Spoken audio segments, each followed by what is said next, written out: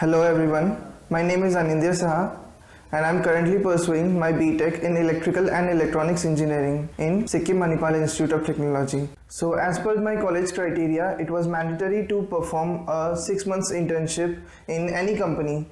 Then I got a reference from one of my seniors and he suggested me to do the internship in EME Technologies here. Then I met our MD, Mr. Sunil sir. He was very positive about the kind of training I was able to perform here. I decided to choose my internship in Embedded System and Internet of Things.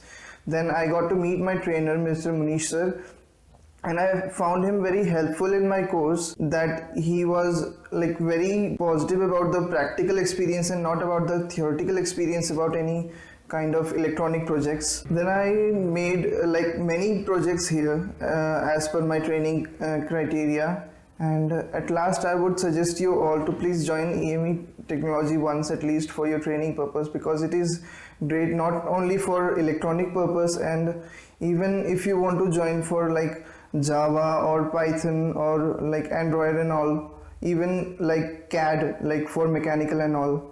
So I would suggest you to just try once. Thank you.